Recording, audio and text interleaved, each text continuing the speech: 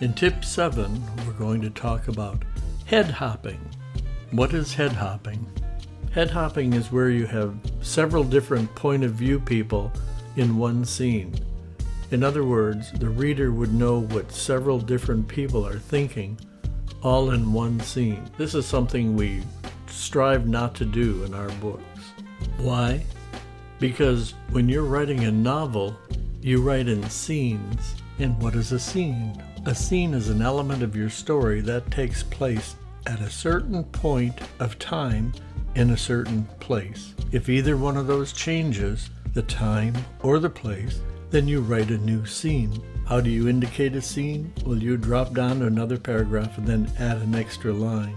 Some authors will indicate a new scene by placing several asterisks where the new scene begins. One thing to remember about scenes is you can only have one point of view character per scene, which means the reader will only know what one character is thinking per scene. Now you can have multiple characters in your scene, and they can be doing things and they can be talking, but your reader will only know what one character is thinking. Why do we do this? Why do we stick to this rule? Because if there's a scene where the reader can tell what multiple people are thinking, it gets very confusing. You're probably wondering, what about chapters? Well, I've found that I don't worry about where chapters start or end. Once I'm writing in my scenes, it will become apparent. Sometimes when I'm going over my first draft, I'll change where I think a chapter should start or a chapter should end. Don't forget, your first draft is really being written for you. It's not really something somebody should look at, and you can change it and adjust it any way you would like. What about the length of scenes? How long should a scene be?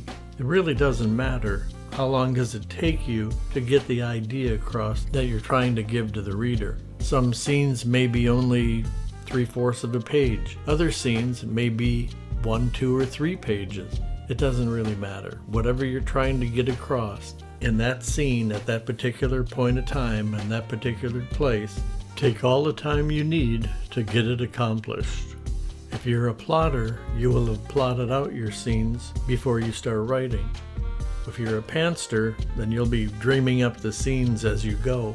But either way, make sure you only have one point of view character in each scene. It'll make it a much better experience for your reader. This video was brought to you by the mystery novels of James R. Nelson.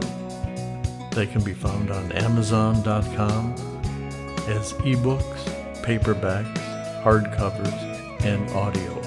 Check out more tips for writing novels and short stories. Coming soon.